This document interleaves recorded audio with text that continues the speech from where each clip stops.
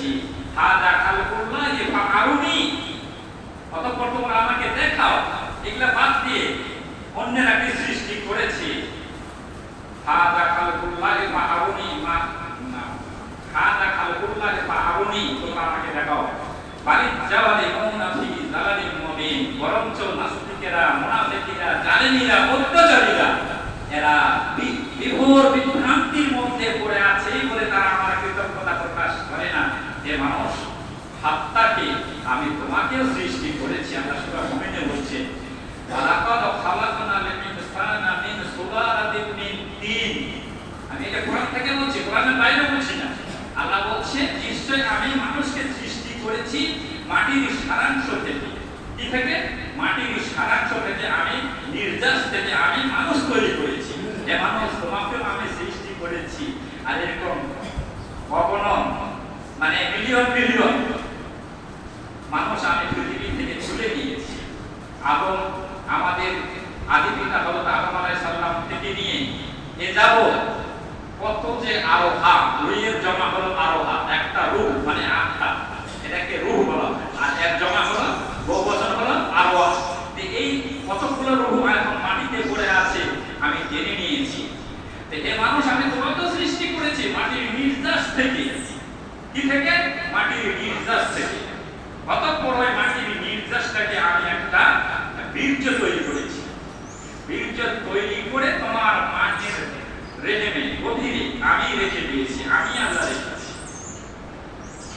এমন অন্ধকারে রেখে দিয়েছি যেখানে এই পৃথিবীর ধুলো বালি মানে দূষিত বাতাস যাবে না, অক্সিজেন যাবে না। তাহলে আমি বিনা অক্সিজেনে তোমাকে আমি ওখানে তোমার মায়ের রেহেমে এক ফোঁটা নাপাক পানি, যে নাপাক পানি শরীর থেকে নির্গত হলে পরে মানে গোসল ওয়াজিব হয়ে যায়, আর ওই এক ফোঁটা পানির কোনো মূল্য নেই, কেউ এক পয়সাও কিনবে না, দুর্গন্ধ, সেই পানিটা আমি তোমার মায়ের রেহেমে রেখে দিয়েছি। ওখানে তোমাকে আমি তারপরে কি করেছি? ওই এক ফোঁটা বীর্যটাকে আমি একটা রক্তের ডিমা তৈরি করেছি। রক্তের ডিমা তৈরি করে ওখান থেকে আমি তোমার মাংস ভরিয়ে দিয়েছি, দিয়ে হাড় দিয়েছি।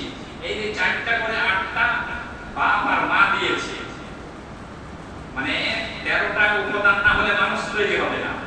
তার মধ্যে 4টা বাপ দিয়েছে, 4টা মা দিয়েছে। এরা দিয়েছে কি? হাড়টি মানে মাংস, রক্ত, চামড়া, রক এগুলা দিয়েছে।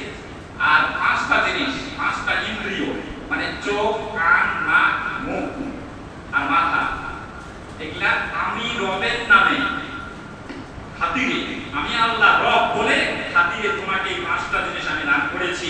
এই 5টার মধ্যে যদি আমি একটা কম দিতাম, আমি আল্লাহ তোমার মায়ের রেহেমে এই 5টা জিনিসের মধ্যে যদি একটা কম দিতাম, হয়তো দেখা গেল চোখ দুটো আমি দেইনি, তুমি পৃথিবীতে আসতে, না আসতে নয়, তোমাকে আমি আনতাম, তুমি আসতে পৃথিবীতে, কিন্তু তুমি অন্ধ হয়ে আসতে, তোমাকে মানুষ কি বলতো? বিকলাঙ্গ বলতো, বা আনা বলতো, বা একটা পাকে আমি নষ্ট করে দিয়ে তোমাকে পৃথিবীতে আনতে পারতাম, আমি নাই। এই জন্য শুকরিয়া আদায় করি সবাই, আলহামদুলিল্লাহ, সুস্থ সবল মস্তিষ্ক দিয়ে আমাকে, এই যে আমি কথা বলছি, মানুষ যে কথা বলে আমি, এই যে আমি কথাটা বললাম, এই কথাটার ভিতর থেকে 28টা স্তর অতিক্রম, 27টা স্তর অতিক্রম করে আমি কথাটা বের হয়। কটা স্তর আছে এখানে? 27টা স্তর অতিক্রম করে কোটি কোটি রোগ আছে এখানে। একটা রোগ যদি বিকলাঙ্গ হয়ে যায়, কোনো অকেজ হয়ে যায়, তাহলে আপনার ব্রেন আর কাজ করবে না, মেমোরি কাজ করবে না, মাথা কাজ করবে, কম্পিউটার কাজ করবে না। কোটি কোটি তার লাগা আছে রোগকে, ধরেন যে কম্পিউটারে কোটি কোটি তার লাগা আছে, ঠিক ওইরকম ধরেন যে এইগুলা রোগগুলো থাক, যদি একটা রোগ যদি খারাপ হয়ে যায়, কোন ক্রমে যদি ব্যতিক্রম হয়ে যায়, ওই রোগটা আর মাথাটা আর কাজ করবে না, মাথাটা আর কাজ করে না, ভালো ঘুরাতে পারবে না। আমি যখন 1998-90 সালে শামসি কলেজে পড়ি, ওখানকার আমাদের প্রিন্সিপাল, তখন আমি বর্তমানে কলেজে, প্রিন্সিপালের মানে মাথাতে এইখানে কি হয়ে গেছে, তো উনি মানে গোটা শরীরটা অসাড় হয়ে গেছে, শরীরটা যে করবে, হাতটা যে খিলাবে, শরীরটা করবে, বেতনটা তুলবে, সেই শরীরটাও করতে পারছেন না। সই করে টাকা নিতে হবে, সেই সইটাও করতে পারছেন না, মানে গোটা শরীর অকেজ হয়ে গেছে, মাথা ঘোরাতে পারে না, কোনো দিকে মাথা ঘুরতে পারে না। এখানে একটা বাজারে আমি যখন 2000 সালে 90 সালে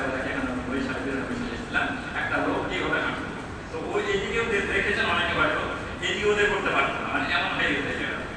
ওই আলিপুরে একটা ভদ্রলোক ব্যবসায়ী, ভালো পয়সাওয়ালা, কি হাসির নামটা বলে গেলাম, ওখানে আপনার গাড়ি বাস থেকে পড়ে গেছে, মাছ দিতে এখানে লেগেছিল, একটা রড নষ্ট হয়ে গেছে, কলকাতা নিয়ে গেছিল, না গোটা শরীর হিলাতে পারে না, নড়াতে পারে না, 6 মাস ছিল বিছানায় শুয়ে, বিছানায় সব কিছু করতো, পেশাব পায়খানা, খাওয়া দাওয়া ঠিক, মুখটা ঠিক আছে, কথা ঠিক বলছে, কিন্তু আর মেমোরি কাজ করে না বা বডি কাজ করে না, হাতটা ফেরাতে পারে না, মানে অকেজো হয়ে গেছে। আল্লাহ আমাদেরকে করেনি, সুস্থ সবল করে রেখেছে। এই দুটো চোখ, আল্লাহ বলছে আমি তোমাকে চোখ দুটো দিয়েছি, তুমি এর হিসাব দিতে পারবে না, আমি কান দিয়েছি, যে কান দিয়ে তুমি শোনো, মুখ দিয়েছি, যে মুখ দিয়ে তুমি কথা বলো, আর অথচ তুমি আমার উপরে আমাকে ওভারটেক করো, আমাকে টেক্কা মারো। তুমি নিজের দেহটাকে চিন্তা করো। মানুষ, আমরা যদি নিজের দেহটাকে নিয়ে 5টা ইন্দ্র নিয়ে যদি চিন্তা করি, তাহলে আল্লাহ বলেছে 5 বার মসজিদে আসতে, 5 বার মসজিদ হাক মারে, হাইয়া আলাস সালাহ, আসো নামাজে, নামাজে কামিয়াবি আছে, 5 বার আল্লাহ ডাক দিয়েছে, 5 বার আমরা আসি। যদি আমি আমার শরীরটা নিয়ে চিন্তা ভাবনা করতাম, তাহলে 5 বার নয়, আমি চুপি চুপি 10 বার আসতে মসজিদে এসে দুটো করে সিজদা দিয়ে আল্লাহর কাছে দোয়া করে, আল্লাহ তুমি আমাকে সুস্থ রেখেছো। অন্য কিছু আমার ধন নাই, বাড়ি নাই, বাড়ি নাই, কারো 4-5টা গাড়ি, কারো 10-12টা বাড়ি, কারো 10-12টা লাখ আমার নেই, কিন্তু আল্লাহ তুমি আমাকে সুস্থ রেখেছো, আর সুস্থ রাখো, আর সুস্থ অবস্থায় তুমি আমাকে তুলে নিও, যেন আমি এমন বিছানায় যেন না পড়ে থাকি। কারণ 10 বার আসতো, ভাবতো 10 বার এসে দুরাকাত করে নামাজ পড়তো আর দোয়া করতো, কিন্তু আমরা তা করি না, এতগুলো নিয়ামত পেয়েও ভুলে গেছি। আল্লাহ লাস্টে বলছেন সুম্মা ইখরিজুনাকা তিফলান, তারপরে তোমাকে আমি শিশুরূপে ওখান থেকে বের করে নিয়ে আসি, তোমার মায়ের গর্ভ থেকে বের করে তোমাকে আমি পৃথিবীতে, পৃথিবীর আলো দেখাই, পৃথিবীতে তুমি চলাফেরা করো, সব কিছু দেখতে, এটা থাক। তো আল্লাহ কতগুলো নিয়ামত দিয়েছে, খালি এই কটা নিয়ামতের মানে শুকরিয়া আদায় করে আমরা শেষ করতে পারবো না, অথচ আমরা 5 বার বলেছে। তো দেখেন যে হয়তো আজকে জুমাতে হয়তো মসজিদটা ভরে গেছে, কাল থেকে হয়তো আসলে দেখবেন এক কাতার সব জায়গাতেই, এখানে নয় শুধু, প্রত্যেকটা মসজিদে একই ব্যাপার। আসরের সময় দেখবেন এক কাতার, মগরিবে দেখবেন এক কাতার, ইশারে দেখবেন হাফ কাতার, কি অবস্থা। অথচ যদি ও বুঝতো, চিন্তা করতো যে আল্লাহ তুমি আমাকে সুস্থ সবল রেখেছো, এই সুস্থ সবলটা সব থেকে মূল্যবান জিনিস। আর পৃথিবীতে মানুষের কাছে সময় খুব বেশি 40-50 বলে শেষ করতে হবে, মানে পৃথিবীতে মানুষের কাছে সব থেকে মূল্যবান জিনিস হলো সময়। এই সময় আমাদের হাত থেকে চলে যাচ্ছে। এই যে আমি উঠেছি, খুতবা দিচ্ছি, যে কথাগুলো বললাম এটা অতীত হয়ে যাচ্ছে, রেজাল্ট আসছে অতীত হয়ে চলে যাচ্ছে। তো মানুষের জীবনে সব থেকে মূল্যবান জিনিস হলো সময়, আর এই সময়টাকে আমরা খেলায় খেলায় কাটিয়ে দিচ্ছি, গুরুত্বই দিই না। কাল কিয়ামতের দিনে কোনো মানুষ, আমরা মনে বলেছি, যদি কোনো বান্দা জান্নাত পায়, কোনো লোক যদি জান্নাত পায়, জান্নাত পাওয়ার পরেও সে আফসোস করবে, জান্নাতের কোনো আফসোস থাকবে যে না, কোনো কিছুর অভাব থাকবে না, বলে ভয় করতে গেলে অনেক সময় দরকার, কোনো কিছুর অভাব থাকবে না, আর সেখানে কোনো চিন্তাও নাই, কোনো ভাবনাও থাকবে না, রোজের দিয়ে আজকে কি খাবো, কাল কি খাবো, এই কোনো চিন্তাই থাকবে না। এমন সুখময় স্থান, আপনি শুয়ে থাকবেন, বসে থাকবেন, খাওয়া অটোমেটিক খাওয়া চলে আসবে, মন যা চাইবে মা কাজটাকি আনবো। আল্লাহ সুরা বলতে কোরআনে বলছেন যে মানুষের নফস মানে আত্মাটা যেটা কামনা করবে তাই পাওয়া যাবে। ইন্দোনেশিয়া একটা 5 স্টার হোটেল আছে, ওখানে আপনি হোটেলে ঢুকবেন, অটোমেটিক চেয়ার চলে আসবে, চেয়ার নেই কিন্তু অটোমেটিক চেয়ার চলে আসবে। এবার একটা ওই খাবার ভেনুর চাট চলে আসবে, আপনি কি খাবেন মনে মনে বলে দিলেন, মানে লিখতে হবে না, মনে মনে বলে দিন যে এটা খাবো, তো খাওয়া চলে আসবে। মানে মনের সাথে নফস যা কামনা করবে তাই পাওয়া যাবে। জান্নাতে ওরা অটোমেটিক তৈরি করেছে, যা যা আপনি খাবেন, এসে পোলাও, গরম পোলাও খাবেন, খাসির মাংস খাবেন, এসে তো আল্লাহ বলছে যে মা কাজটাকে আমি যাব, তোমরা সেখানে যা কামনা করবে তাই পাবে। কিন্তু একটা জিনিসের জন্য আফসোস করবে বান্দা জান্নাত পাওয়ার পরেও, সেটা হলো সময়। যে আল্লাহ আমি পৃথিবীতে সময়টাকে যদি আরো ভালো কাজে লাগাতাম, আরো যদি দান খারাপ করতাম, আরো নামাজ করতাম, মসজিদে 5 বার আল্লাহ আসতে বলেছিল, আমি যদি 10 বার আসতাম, তাহলে করতাম, রবিরাতে আসতাম, তাহলে বোধ হয় এই 100 তলা বিল্ডিংটা না, আমি 500 তলা বিল্ডিং পেতাম, না তারও বেশি পেতাম। এই জন্য আফসোস করবে কালকে আমাদের মাঝে, ওই জান্নাত পাওয়ার পরেও আফসোস করবে বান্দা। তো আমাদের ওই দিকেও খেয়াল রাখতে হবে, দুনিয়াও দেখতে হবে। আল্লাহ বলছেন আমি কতই না নৈপুণ্য সৃষ্টিকারী স্রষ্টা, তোমাকে আমি কিভাবে তোমার মায়ের পেট থেকে বের করে নিয়েছিলাম। পৃথিবীতে ছেলে মেয়ে কোনো মুসিবতে পড়ে, বিপদে পড়ে, সর্বপ্রথম তখন কে জানে? মা জানে। মায়ের রক্তের সাথে ছেলে বা মেয়ের রক্তের কানেকশন আছে। ওই জন্য মা বুঝতে পারে যে আমার ছেলেটা অমুক জায়গাতে কাজ করতে গেছে, বিপদে আছে। মা বলে যে আমার মনটা কেন ভালো লাগে না, ছটফট করছে, বেটার দিকে কোনো আছে। এই যে মা আগে কখনো জানতে পারে, পৃথিবীর কোনো মানুষ জানতে পারে না। এখন তো মোবাইল হয়ে গেছে, যেখানে সুইচ টিপবেন, নম্বর টিপবেন, 1 সেকেন্ডে চলে যায় আমেরিকাতে আপনি ছেলের সঙ্গে বা মেয়ে আছে ওখানে, মেয়ের সঙ্গে কথা বলছেন। আবার কথার উপরের কথা, আপনাকে অলরেডি ফটোটাও দেখতে পাচ্ছেন, আপনার মেয়েকেও দেখতে পাচ্ছেন, আপনার ছেলেকেও আপনি দেখতে পাচ্ছেন এই ঘরের কোনায় বসে। আপনার ছেলে আপনার মেয়ে মোবাইলে চলে আসছে, কথা বলছে। তো কাল কিয়ামতের ময়দানে আল্লাহ কি এগুলা করতে পারবে না? আল্লাহ বলছেন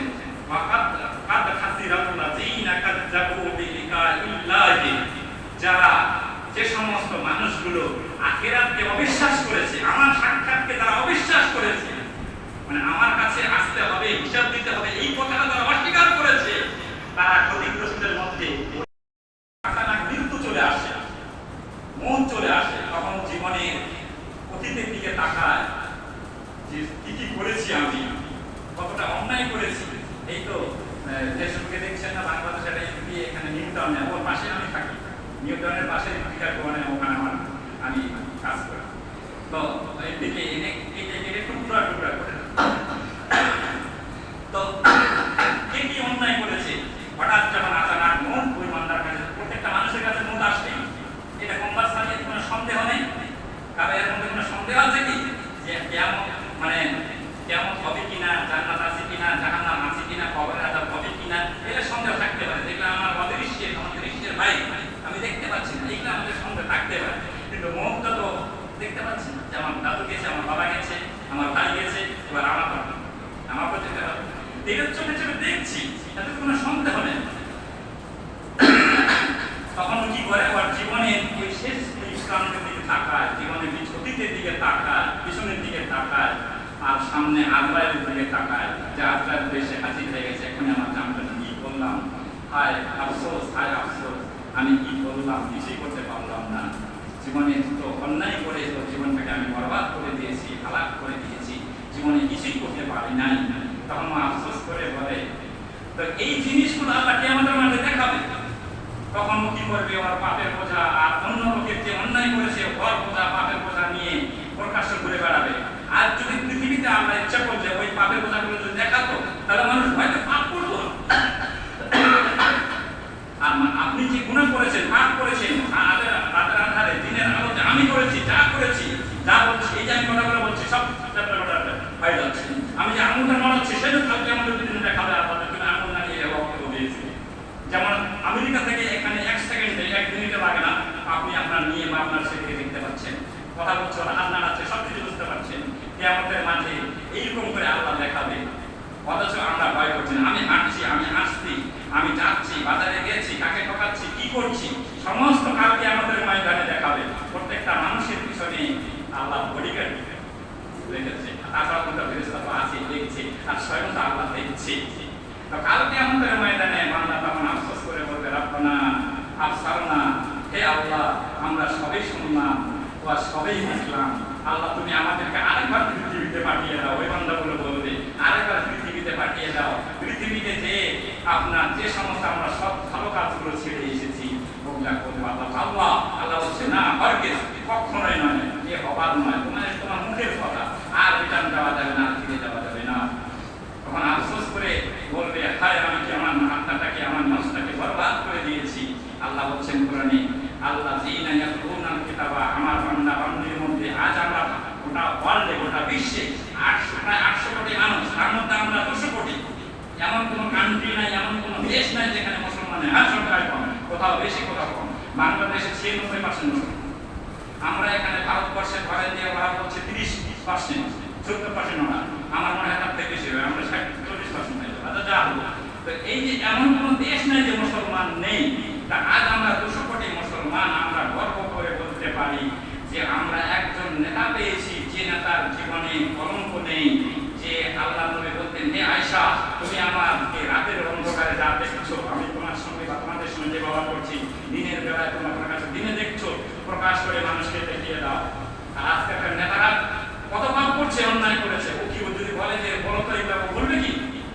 ও বলবে না। ওই যে এমনিতে কেটেছে, ওই একটা ছেলেকে কেটেছে, চোখগুলো উঠিয়ে নিয়েছে, তারা ভয় অন্যায় করেছে, আল্লাহ ছাড় দেয়, ছেড়ে যায় না। আমি ওদিকে যাচ্ছি না। তো কথা হলো যে তাহলে আমাকে চিন্তা করে এই পৃথিবীতে জীবনযাপন করতে হবে, কাল কিয়ামতের ময়দানে আল্লাহ দেখাবে, সেটার দিকে আমাদেরকে লক্ষ্য রাখতে হবে। বলবে ইয়াতে একটা সরষের দানা মতো যদি কোথাও আপনার পূর্ণ থাকে বা গুণা থাকে, আল্লাহ সেটাও হাজির করবে কাল কিয়ামতের ময়দানে। ইমানে ছেড়ে দিবেন না। যে আল্লাহ যে ইমানদারকে ভালোবাসবে, অনেক পাপ করেছে, আল্লাহকে কুদরতের চাদর দিয়ে ঘিরে আল্লাহ ওকে ডেকে নিয়ে যাবে, বলবে হে বান্দা তুমি অমুক রাত্রিতে মেয়েদের সাথে ফসল করে জেনা করেছিলে, আল্লাহ করেছে, আল্লাহ তাকে ইচ্ছা করবে তাকে তুমি অমুক লোকটাকে কেটেছিলে, ওখানে অস্বীকার করার কিছু নেই। তারপর সবসময় মানে যেমন আপনি আপনার মেয়েকে আমেরিকাতে বসে আছে, সৌদি আরব হজ করতে গেছে, আপনি এখানে দেখছেন আজ থেকে 10 বছর আগে বা 20 বছর আগে থেকে আজ তো না কথাও শোনা যেত না। আপনার ছেলে বা আপনার মেয়ে বা আপনি হজে গেছেন, আপনার ছেলে আপনার মেয়ে এখান থেকে বসে ফোনে কথা হচ্ছে, আপনাকে দেখছে, আপনিও দেখছেন, বাড়িতে কে কি করছে আর কে আছে সমস্ত দেখতে পাচ্ছেন। তাহলে আল্লাহ কি আমাদের মধ্যে দেখাতে পারবে না? মানুষকে কিনছে দিলেন দিয়েছে। আল্লাহ বলছেন কেন আপনাকে প্রশ্ন করবে ওরা কি বিষয়? রূহ সম্বন্ধে। আমি রূহ, তোমাকে রূহ সম্বন্ধে, আত্মার সম্বন্ধে জিজ্ঞাসা করবে। আপনাকে জিজ্ঞাসা করবে, আপনি বলে দিন রূহ হলো আমার আল্লাহর একটা হুকুম মাত্র। এই যে রূহটা আত্মাটা আছে, যখন আমরা ঘুমিয়ে যাই, এই আত্মাটা কোথায়? আমেরিকাতে বড় আমি এয়ারপোর্টে নেমেছি, ওখানে আত্মাটা চলে গেছে দেখছি। তো ওখানে চলে গেছে আত্মাটা, ঘুরে বেড়াচ্ছে, কেউ সামনে তাড়া করছে, কেউ হয়তো আমাকে মারতে আসছে, আর অমনি ঘুম ভেঙে যাচ্ছে। এর আবার আত্মাটা কত দূর গেছে, এখান থেকে আমি যাবি 1 সেকেন্ডে আত্মাটা সেখানে হাজির। কে নিয়ে আসছে? যে আল্লাহ কে নিয়ে আসছে, ওই আল্লাহ নিয়ে আসছে। ওই জন্য আল্লাহ আলহামদুলিল্লাহ, আল্লাহ শুকরিয়া আদায় করেন, আজ আমরা বেঁচে আছি, আমিও চলে যাব, আমরা কেউ থাকবো না। এই যে দেহ চলে যাচ্ছে, দেহ আসছে। আজ এই গ্রামের যে সমস্ত মুরব্বী লোকগুলো ছিল, আমি তো এখানে ছিলাম 2 বছর, আর ওখানে 10 বছর, 12 বছর আমি এই নাচতলাতে বা এই কদমতলাতে ছিলাম। তো আগের লোকগুলো অতীত হয়ে গেছে, এবার আমাদের কথা, এবার আমরা চলে যাব। এবার যারা নিউ জেনারেশন আছে এরা থাকবে। এদেরকে এই নিউ জেনারেশন মানে যুবক ছেলে মেয়েদেরকে যদি আমরা এই সমস্ত শিক্ষাগুলো না দেই, তাহলে তো ওরা নাস্তিকের পর্যায়ে পড়ে যাবে। আজ দেখেন এই ইহুদি খ্রিস্টানেরা হাফ প্যান্ট পরা ছেড়ে দিচ্ছে, ছেলেগুলো ইয়ং ছেলেগুলো হাফ প্যান্ট পরে ঘুরে বেড়াচ্ছে। মেয়েরা ফুল প্যান্ট আগে সকালে দেখেছি, এখন গ্রামগঞ্জে মেয়েরা ফুল প্যান্ট ঘুরে কিনে বেড়াচ্ছে। মানে নেতা, এই গ্রামে আমি নেতা, আমি মরল, তাহলে আমাকে ভূক্ষেপ রাখতে হবে, দান করতে হবে, তোমার ওই গার্জেনকে ডেকে বলতে হবে যে তোমার ছেলে নামাজ পড়তে আসে না, তোমার ছেলে হাফ প্যান্ট পরে ঘুমায়। এটা কোন জামানা চলে আসলো? যাক বলি আর যাচ্ছি না। যাক, আমার বলার মাধ্যমে যদি সময় হয়ে গেল, আমার বলার মাধ্যমে যদি ভুল ত্রুটি হয়, আমি তো বরাবরই আসি, তো ক্ষমা করে দিলেন। আর একটা আপনাদের কাছে আমার আবেদন, যে গত যত নিয়ে এসেছিলাম, এমনি আসলে নামাজ পড়ে কিছু কাজ মানুষ আমি কালেকশন করি, যদি আপনাদের দয়া হয় দান খয়রাতে, আমি আয় কোরআন শেষ করতে পারলাম না। ভালো হচ্ছে যারা দান খয়রাত করে, মানে গোপনে বা প্রকাশ, গোপনে দান করানো সব থেকে ভালো, এরাই হলো কামিয়াব, এরাই নাজাত পাবে, এরাই হলো যারা কোরআন তেলাওয়াত করে, পাঠ করে আর নামাজ কায়েম করে, আর আমি যা রুচি দিয়েছি তার থেকে দান খয়রাত করে, যারা হয়তো কিছুই নেই তবুও কিছু না কিছু আবু বকর সিদ্দিক রাদিয়াল্লাহু তাআলা আনহু, তার বাড়িতে কিছু নেই, যুদ্ধের দামাও বেজে গেল, সবাই বললো যে উমর অর্ধেক ধান নিয়ে আসলো, উমর আবু বকর যা বাড়িতে যা ছিল সব নিয়ে এনে আল্লাহ নবীর মধ্যে হাজির করে দিল, যে আবু বকর তোমার বাড়িতে আর কিছু নেই। আনন্দ বুঝতে পারছেন? না হচ্ছে আমার বাড়িতে কিছু নেই, আল্লাহ রসুলকে বসিয়ে এসেছি। তো যাক, আমার বক্তব্যে যদি বক্তব্য হয় তাহলে ক্ষমা করে দিলেন। ক্ষমা আলাই মিনাল বালাগ, ইন্নাল্লাহা ওয়া মালাইকাতুহু ইউসাল্লুনা আলান নবী, ইয়া আইয়ুহাল